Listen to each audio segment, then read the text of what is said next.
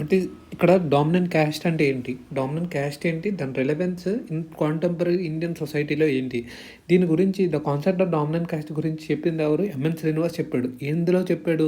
Dominant caste in Rampura village 1959 అందులో చెప్పాడనమాట.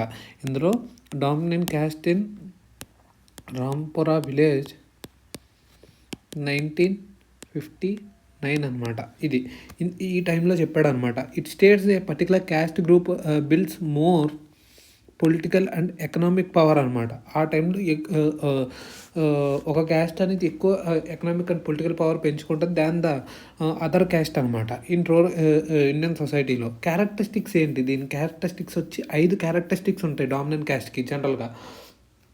ఏంటా క్యారెక్టరిస్టిక్స్ మనం చూస్తే కనుక, ఒకటి ఓనర్షిప్ దేంట్లో, ల్యాండ్లో అనమాట. ఒకటి ownership of sizeable amount of land. తర్వాత వచ్చి ఎడ్యుకేషన్ అండ్ వెస్టర్న్ ఎడ్యుకేషన్ కానీ జాబ్స్ ఇన్ ప్రెస్టీజ్ ఆక్యుపేషన్ అనమాట. తర్వాత వచ్చి స్ట్రెంగ్త్ అనమాట, న్యూమరికల్ స్ట్రెంగ్త్.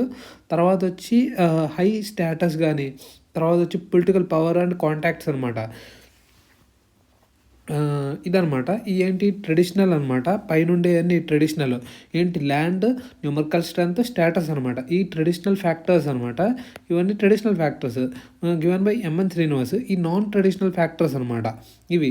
కానీ హవెవర్ ఇదేంటంటే హై రిచువల్ స్టేటస్ అనేది ఈజ్ నాట్ రిజిడ్ అనమాట. అంటే కంపల్సరీగా హయ్యర్ క్యాస్ట్కి ఉండాలి, డామినెంట్ క్యాస్ట్కి ఉండాలని లేదు. ఎందుకంటే దానికి ఒక ఎగ్జాంపుల్ ఇచ్చాడు. ఈస్టర్న్ ఉత్తరప్రదేశ్ ఉంది, అక్కడ ఠాకూర్ ల్యాండ్ లార్డ్స్ ఉంటారు. ఈస్టర్న్ ఉత్తరప్రదేశ్ ఉంది, అక్కడ ఠాకూర్ ల్యాండ్ లార్డ్స్ ఉంటారన్నమాట. ఇప్పుడు ఇది ఈస్టర్న్, ఇక్కడ ఇది అంతా ఈస్ట్ అనమాట. ఇక్కడ ఠాకూర్ ల్యాండ్ లార్డ్స్ అనేవాళ్ళు ఉంటారు. ఠాకూర్ ల్యాండ్ లార్డ్స్ అనమాట. ఈ ఠాకూర్ ల్యాండ్ లార్డ్స్కి ఏంటి,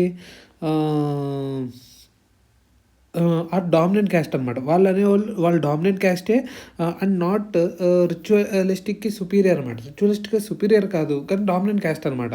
వీళ్ళేంటి, not ritually superior but dominant caste అనమాట.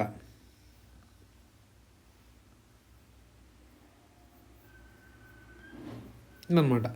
అంటే ఇప్పుడు మనం ఒక ఎగ్జాంపుల్ తీసుకుందాం.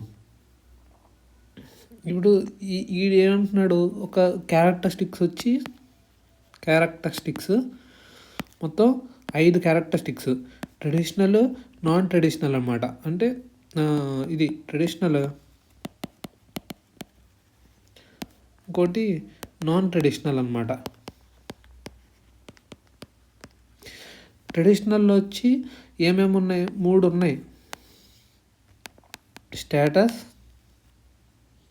హైయర్ స్టేటస్, ఇంకోటి higher status, numerical strength, land అనమాట. ల్యాండ్, న్యూమరికల్ స్ట్రెంత్ అనమాట. ఇది ఈ ట్రెడిషనల్ అనమాట. ఇవేంటి ట్రెడిషనల్, ల్యాండ్ కానీ, న్యూమరికల్ స్ట్రెంత్ కానీ అండ్ స్టేటస్ అనమాట. ఈ ట్రెడిషనల్ అనమాట. నాన్ ట్రెడిషనల్ ఏంటి, నాన్ ట్రెడిషనల్ వచ్చి 2 ఉన్నాయి. అవేంటి, education and power, political power అనమాట. Education, jobs, western education and jobs కానీ, ఇందులో ప్రెస్టీజియస్ ఆక్యుపేషన్ అనమాట. దాన్నే ఆక్యుపేషన్ అనమాట. ఆక్యుపేషన్ తర్వాత ఏంటి, ఇది ఆక్యుపేషన్ ఒకటి చూసాం. తర్వాత పొలిటికల్ పవర్ అనమాట and contacts. Political power and contacts అనమాట. పవర్ అండ్ కాంటాక్ట్స్ అనమాట. Political power and contacts, western education, occupation అనమాట and political power and contacts అనమాట. ఈ 2 ఉంటాయి. క్యారెక్టరిస్టిక్స్ వచ్చి 2 రకాలు. కానీ ఇప్పుడు ఏంటి, ఇక్కడ రిచువలిస్టిక్ స్టేటస్ అనమాట. ఇది ఏదైతే ఉందో హయ్యర్ స్టేటస్ రావాలంటే ఉండడానికి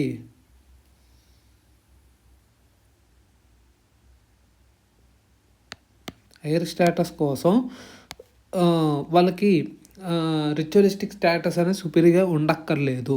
రిచువలిస్టిక్ స్టేటస్ అనేది no need to be superior అనమాట. సుపీరియర్గా ఉండక్కర్లేదు. ఎగ్జాంపుల్ ఏంటి, ఎగ్జాంపుల్ వచ్చి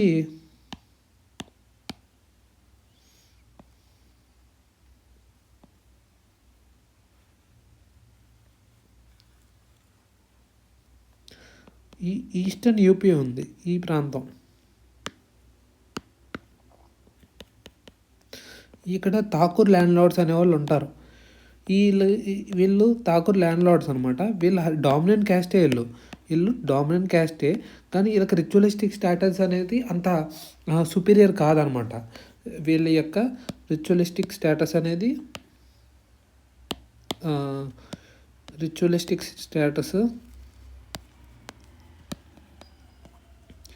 నాట్ సుపీరియర్ కాదు ఇదనమాట ఠాకూర్ ల్యాండ్ లార్డ్స్ది.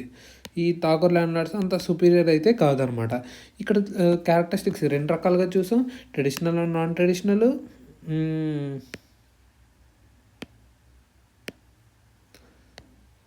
ఇదనమాట ఒకటి ట్రెడిషనల్, నాన్ ట్రెడిషనల్ ఒకటి.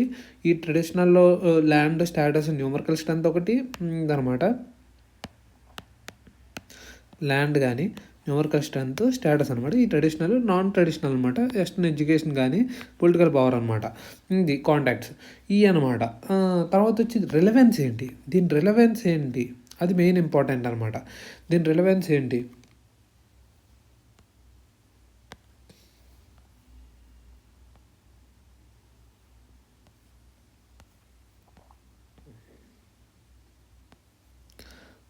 మనం ఇక్కడ చూడాల్సింది ఏంటి, రిలవెన్స్ అనమాట.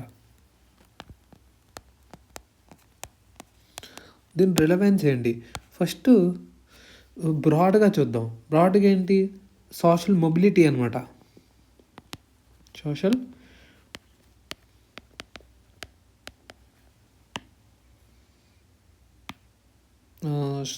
మొబిలిటీ, ఇంకోటి పొలిటికల్ ఇన్ఫ్లుయెన్స్. ఎందుకు రిలవెన్స్ ఇంకా ఉందంటే, దీనివల్ల ఒకరికి వాళ్ళు ఎక్కువ స్టేటస్గా చూపించడం కానీ, ఈ సోషల్ మొబిలిటీ అనమాట. లేకపోతే పొలిటికల్ పవర్, ఇంకా దాని నుంచి ఏదో ఒకటి పొందగలుగుతున్నారు అనమాట, పొలిటికల్ పవర్. నెక్స్ట్ ఏంటి, ఎకనామిక్ ఇన్ఫ్లుయెన్స్.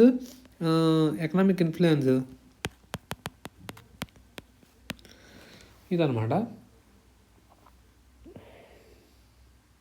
Economic influence.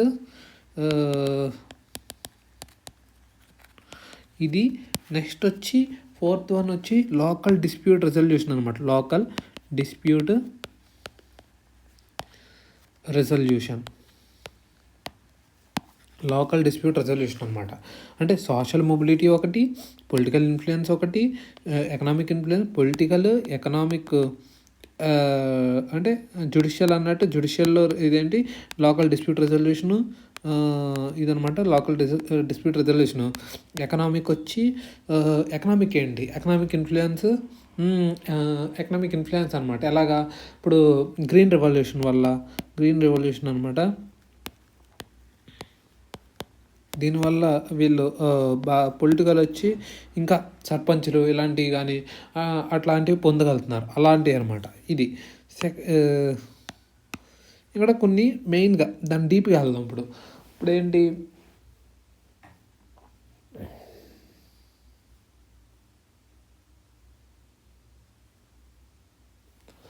ఇప్పుడు నెక్స్ట్ వచ్చి సోషల్ మొబిలిటీ. సోషల్ కూడా ఉంది, సోషల్ అనమాట ఇది.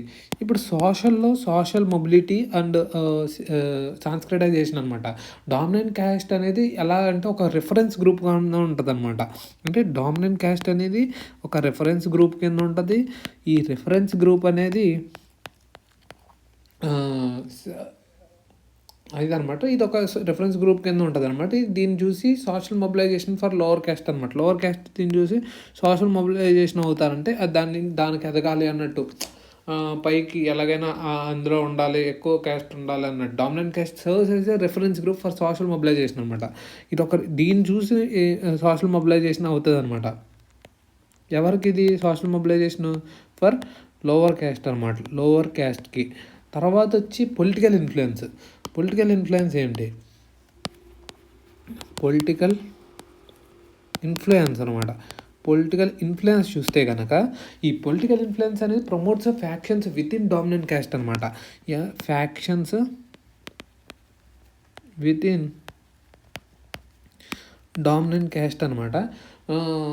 Faction with in dominant caste wield political power అనమాట. దీని నుంచి పొలిటికల్ పవర్ వస్తుంది. ఫ్యాక్షన్స్ అనేది డామినెంట్ క్యాస్ట్ మధ్యలో డామినెంట్ క్యాస్ట్లోనే ఉంటాయి. అది కూడా ఎలా తీసుకొని వస్తారు? బై ప్రమోటింగ్ వీనెస్ అనమాట. వాళ్ళ మధ్య వీనెస్ అనే ప్రమోట్ చేస్తూ ఉంటారు అనమాట. వీనెస్ ఇదనమాట వాళ్ళ మధ్య అమాంగ్ ఇట్స్ మెంబర్స్ అనమాట. ప్రమోటింగ్ సెన్స్ ఆఫ్ వీనెస్ అనేది ప్రమోట్ చేస్తారు. అందుకు ఎగ్జాంపుల్స్ ఏంటి? యాదవ్స్ అండ్ కుర్మీస్ అనమాట. కుర్మీస్ ఆఫ్ ఉత్తరప్రదేశ్ అనమాట. మరాఠా ఆఫ్ మహారాష్ట్ర కానీ ఇది. తర్వాత ఎకనామిక్ ఇన్ఫ్లుయెన్స్ చూస్తే కనుక dominant caste control rural economy through control over factors of production అనమాట. ఇప్పుడు డామినెంట్ క్యాస్ట్ ఉందనుకో,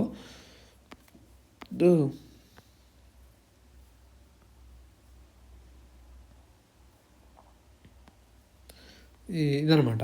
ఇప్పుడు డామినెంట్ క్యాస్ట్ ఉంది. ఈ డామినెంట్ క్యాస్ట్ అనేది ఎలా యాక్ట్ చేస్తుందంట? రూరల్ ఎకానమీని కంట్రోల్ చేస్తుంది. ఎలాగా? Control rural economy. ఏం చెప్పి కంట్రోల్ చేస్తుంది?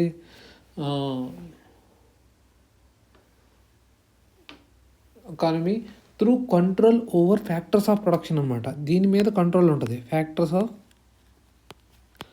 ప్రొడక్షన్ అనమాట. లైక్ ల్యాండ్, డబ్బులు కానీ, ల్యాండ్ కానీ, ఎంటర్ప్రైన్ అంటే ఏదైనా ఉద్యోగాలు క్రియేట్ చేయాలన్నా కానీ ఇదంతా వీటి మీద ఉంటుంది అనమాట. లేబరు ఇవన్నిటిని, ల్యాండ్, లేబరు, ఇదన్నమాట. ఎంటర్ప్రైన్, ప్రాఫిట్ ఇవన్నిటి మీద కంట్రోల్ ఉంటుంది.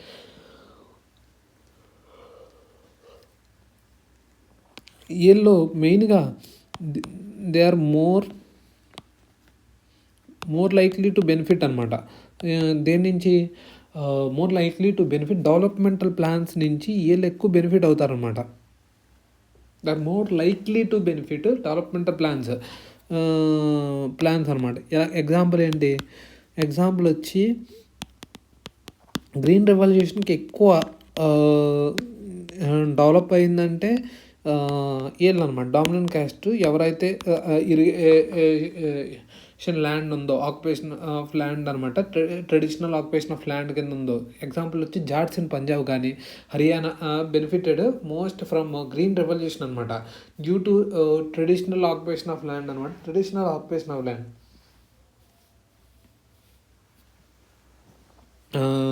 Green revolution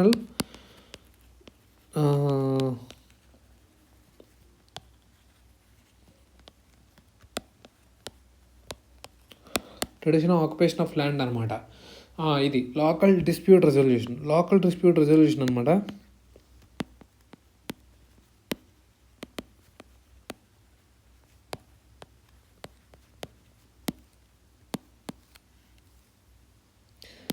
local dispute resolution ఏంటి? లోకల్ డిస్ప్యూట్ రెజల్యూషన్ ఏంటి? క్యాస్ట్ కౌన్సిల్స్ అనేది అండ్ క్యాప్ పంచాయతీస్ అనమాట. క్యాస్ట్ కౌన్సిల్స్ ఉంటాయి. క్యాస్ట్ కౌన్సిల్స్ కానీ కాప్ పంచాయత్ కానీ కాప్ పంచాయత్స్ అనమాట. క్యాస్ట్ కౌన్సిల్ కానీ khap panchayats play important role in local dispute resolution అనమాట. ఈ ఇంపార్టెంట్ రోల్ ఇందులో లోకల్ డిస్ప్యూట్ రెజల్యూషన్ అనమాట.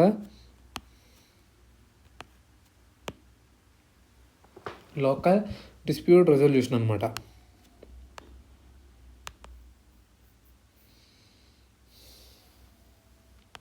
ఉందన్నమాట. లోకల్ డిస్ప్యూట్ రెజల్యూషన్లో వీళ్ళు ఎక్కువ khap panchayats play important role అనమాట. లోకల్ డిస్ప్యూట్ రెజల్యూషన్లో కానీ and upholding the traditional norms అనమాట.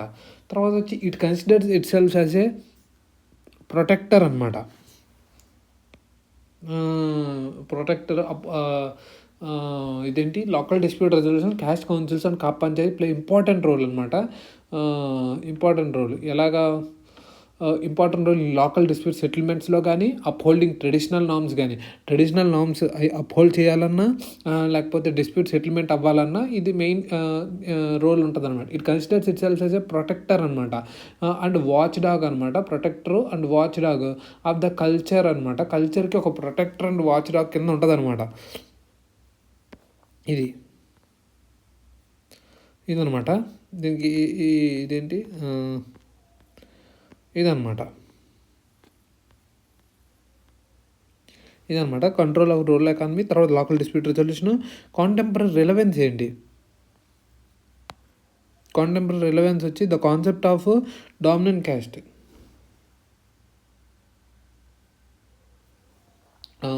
కాన్సెప్ట్ ఆఫ్ డామినెంట్ క్యాస్ట్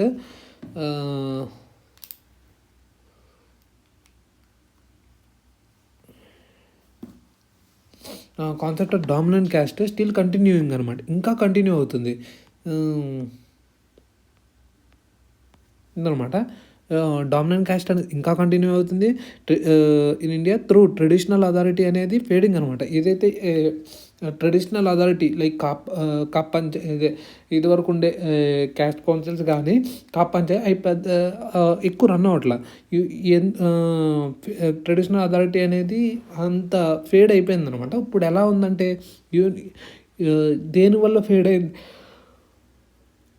అనేది మెయిన్ ఇంపార్టెంట్ అనమాట. యూనివర్సల్ అడల్ట్ ఫ్రాంచైజ్ వల్ల, పంచాయతీ రాజ్ వల్ల, ఇన్స్టిట్యూషన్ వల్ల, రిజర్వేషన్ వల్ల అండ్ లెజిస్లేటివ్ బాడీస్ అనమాట. Reservation legislative bodies and spread of education అదొకటి. తర్వాత వచ్చి ఇదనమాట. తర్వాత విలేజ్ లెవెల్ డామినెన్స్ నుంచి రీజనల్ లెవెల్ డామినెన్స్ అయిందనమాట. No given way to. ఇదివరకు విలేజ్ లెవెల్ డామినెన్స్ ఉండేది, ఇప్పుడు రీజనల్ లెవెల్ డామినెన్స్ అనమాట. Traditional authority fading out, village level dominance to regional level dominance. Forms of power అనమాట, ట్రెడిషనల్ ఫార్మ్స్ ఆఫ్ పవర్ అనేది shift అయిపోతుంది to replaced, అది replace అయ్యి new forms of power అనమాట. New forms of power ఎలాగా? Influence, political influence అనమాట. అది కూడా ఎలాగంటే పొజిషన్ ఆఫ్ సర్పంచ్ కానీ of N occupied dominant caste అనమాట. డామినెంట్ క్యాస్ట్ ఆక్యుపై చేస్తారు. తర్వాత there has been increased caste of tensions అనమాట. ఎలాగా? Dominant caste and lower caste అనమాట, అదర్ క్యాస్ట్. ఎలా? ఎందుకంటే వాళ్ళకి మోర్ అవేర్నెస్ వల్ల ఎక్కువ గొడవలు జరుగుతాయి. And reforms, more awareness and reforms అనమాట. సో ఇదనమాట. తర్వాత ఇన్స్టెన్సెస్ ఆఫ్ వైలెన్స్ అనమాట. వైలెన్స్ ఇంకా జరుగుతున్నాయి. ఎలాగా? By dominant caste groups are also noted అనమాట. హత్రాస్ గ్యాంగ్ రేప్ అనమాట. హత్రాస్ గ్యాంగ్ రేప్ కానీ మర్డర్ కేసు 2020 కానీ ఇట్లాంటి అండ్ ఎక్స్‌ప్లాయిటేషన్ అనమాట ఇంకా జరుగుతున్నాయి. సో ఏదైతే ట్రెడిషనల్ అథారిటీ ఉందో అది ఫేడ్ అవుతుంది. విలేజ్ లెవెల్ నుంచి రీజనల్ లెవెల్ డామినెన్స్ షిఫ్ట్ అయింది. ఫార్మ్స్ ఆఫ్ పవర్ అనేది కూడా షిఫ్ట్ అయింది అనమాట, రీప్లేస్ అయింది. ఇదివరకు నుంచి ఇప్పుడు ఫార్మ్స్ ఆఫ్ పవర్ అనమాట. అదేంటి? పొజిషన్ ఆఫ్ సర్పంచ్ అనమాట. New forms of political influence అనమాట. Sarpanch of N occupied by dominant caste. Increased caste awareness leads to tensions అనమాట between the dominant caste and lower caste and instances of some violence activities by the dominant caste అనమాట. Violence by dominant caste groups noted అనమాట. ఎలాగా? Hathras gang rape case కానీ ఇదనమాట.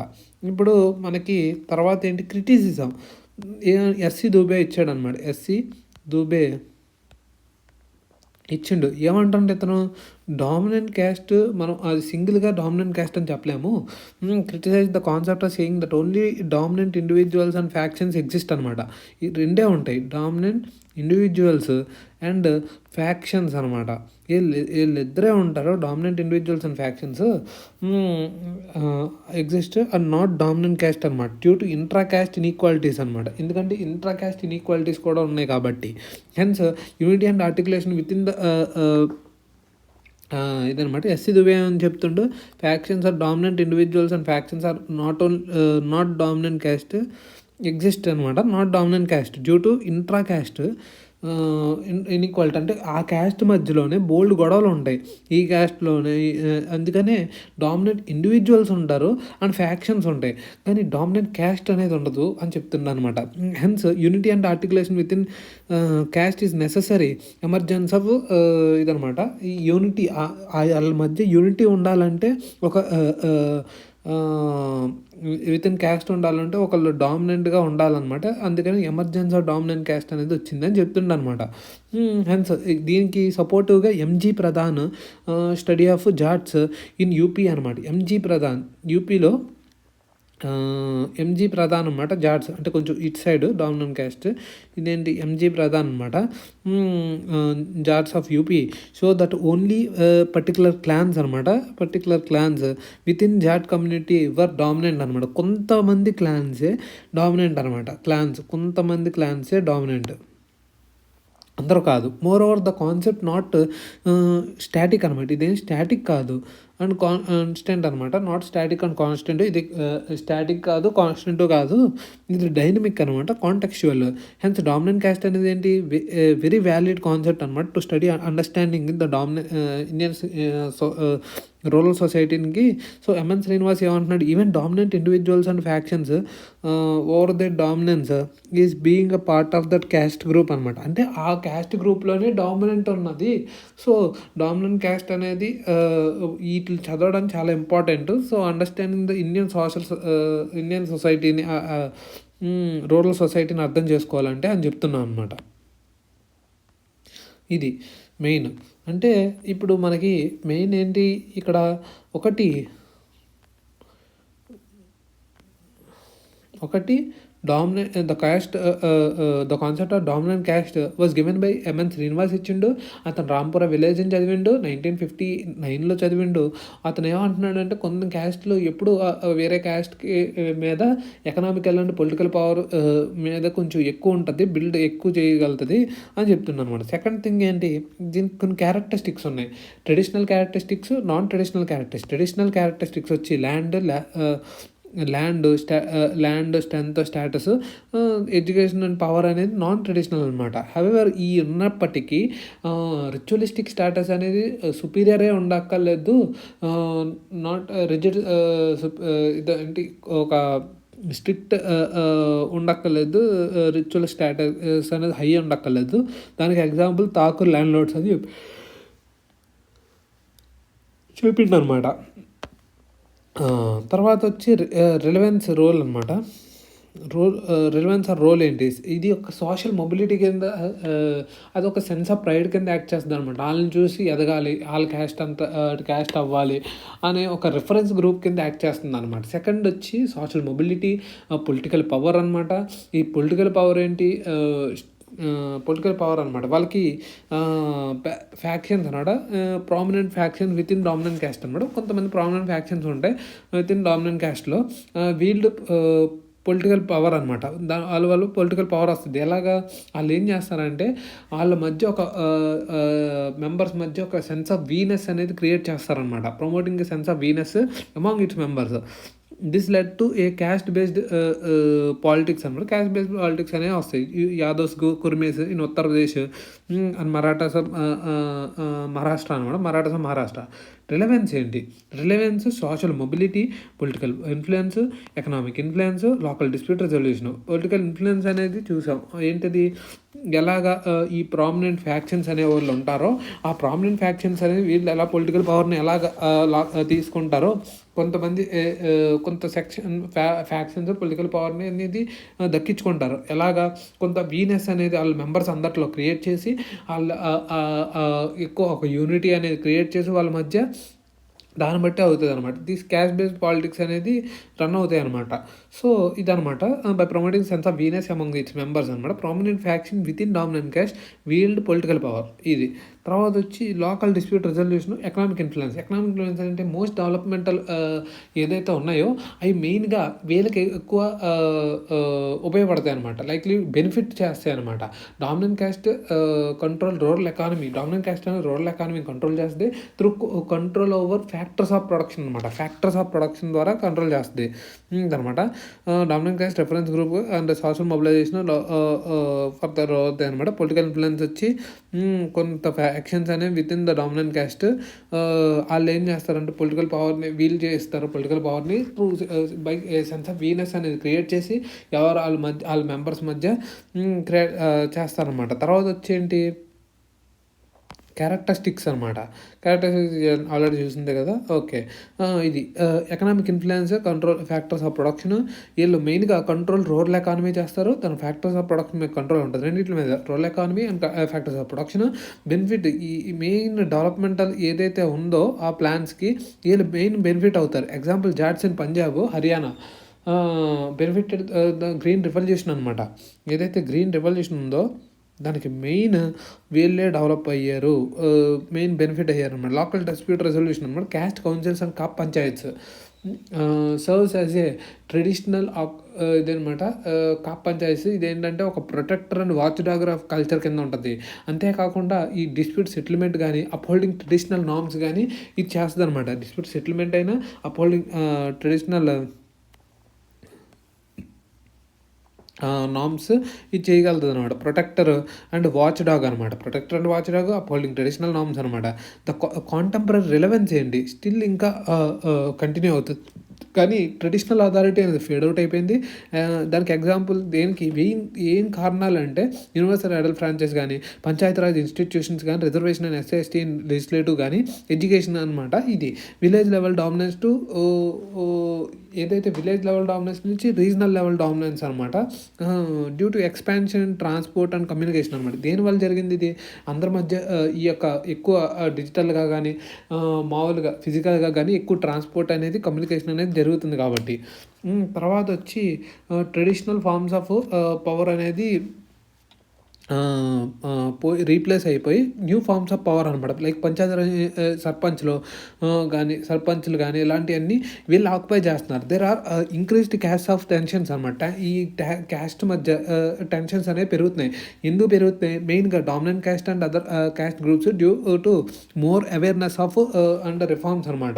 ఇంకా ఏంటంటే dominant caste అనేది some violence యాక్టివిటీస్లో ఇన్వాల్వ్ అవుతున్నాయి. దాని హానర్ కిల్లింగ్స్ కానీ లేకపోతే మర్డర్ కేసులు కానీ లేకపోతే హత్రాస్ గ్యాంగ్ రేప్ కానీ మర్డర్ క్యాస్ట్ ఇలాంటివి అనమాట. ఎక్స్ప్లాయిటేషన్ అనమాట జరుగుతుంది. ఇదన్నమాట factors of production control rural economy. They are more likely developmental ప్లాన్స్కి వీళ్ళు ఎక్కువ డెవలప్ అవుతారు. గ్రీన్ రెవల్యూషన్ ఎక్కువ బెనిఫిట్ చేసింది జార్జ్ ఇదనమాట. తర్వాత లోకల్ డిస్ప్యూట్ రెజల్యూషన్ అనమాట. Caste councils and khap panchayats important role. ఇది ప్రొటెక్టర్ అండ్ ట్రెడిషనల్ నార్మ్స్ని అప్హోల్డ్ చేయడం కానీ సెటిల్మెంట్ చేయడం కానీ ఇది అనమాట. Protector and watch dog of culture అనమాట దాన్ని అందుకే అనేది. ఎస్సీ దుబే ఏమంటున్నాడంటే డామినెంట్ క్యాస్ట్ అనేది లేదు, డామినెంట్ ఇండివిజువల్స్ అండ్ ఫ్యాక్షన్స్ ఉన్నాయి. వాళ్ళు ఎందుకంటే ఈ క్యాస్ట్లోనే అదే పర్టికులర్ క్యాస్ట్లోనే ఇంట్రా డిస్ప్యూట్ సెటిల్మెంట్ ఇన్ఈక్వాలిటీస్ ఉన్నాయన్నమాట. Caste inequalities. So unity and వాళ్ళందరినీ యూనిటీ చేయడం కానీ ఆర్టికులేషన్ చేయడం వల్ల డామినెంట్ క్యాస్ట్ అనేది వస్తుందని చెప్తున్నారు అనమాట. దానికి ఎగ్జాంపుల్ ఎంజీ ప్రధాన్ జార్జ్ గ్రూప్ కి కొన్ని సర్టెన్ క్లాన్సే ఎక్కువ డామినెంట్గా ఉన్నాయన్నమాట అని చెప్తున్నాడు. Specific areas community particular clans అనమాట. Particular clans of Jat community were dominant in specific areas అనమాట. మోర్ ఓవర్ ద కాన్సెప్ట్ అనేది నాట్ స్టాటిక్ అనమాట. ఇది స్టాటిక్కే కాదు అండ్ కాన్స్టెంట్ కాదు, ఇది డైనమిక్ అండ్ కాంటెక్చువల్ అనమాట. Hence dominant caste is a very valid concept అనమాట. ఇది చాలా వ్యాలిడ్ కాన్సెప్ట్.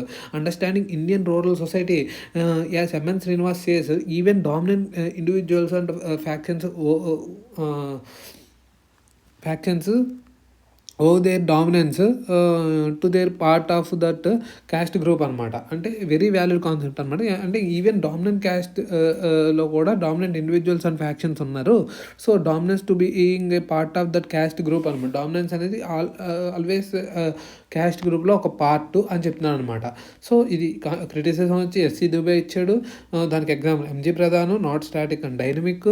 తర్వాత వచ్చి మనం చూసాం. తర్వాత వచ్చి contemporary relevance, traditional authority fade అయిపోతుంది, న్యూ ఫార్మ్స్ ఆఫ్ పవర్ వస్తుంది. తర్వాత వచ్చి ఇదివరకు ఉండేది ఇప్పుడు డామినెన్స్ అనేది village level dominance to regional level dominance అవుతుంది. తర్వాత వచ్చి వీళ్ళిద్దరి మధ్య ఎక్కువ గొడవలు టెన్షన్స్ అనేవి పెరుగుతున్నాయి. తర్వాత వచ్చి ఎక్స్ప్లాయిటేషన్ కానీ జరుగుతున్నాయి, మర్డర్స్ హానర్ కిల్లింగ్స్ అవన్నీ అవుతున్నాయి అన్నమాట. ఇది కొన్ని క్యారెక్టరిస్టిక్స్ వచ్చి ట్రెడిషనల్ నాన్ ట్రెడిషనల్ అనమాట. ల్యాండ్ న్యూమరికల్ స్ట్రెంత్ స్టేటస్ అనమాట. Western education social political tensions అనమాట.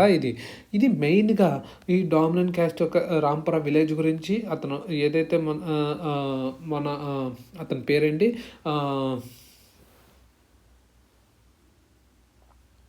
ఎంఎన్ శ్రీనివాస్ ఏదైతే రాంపుర విలేజ్ గురించి 1959లో చదివాడో దాని గురించి అనమాట. కొన్ని క్యారెక్టరిస్టిక్స్ ఉన్నాయి అందులో. నాన్ ట్రెడిషనల్, ట్రెడిషనల్ అని కొన్ని రిలవెన్స్ అనమాట. Social, political, economical and judicial అంటే ల్యాండ్ డిస్ప్యూట్ రెజల్యూషన్స్.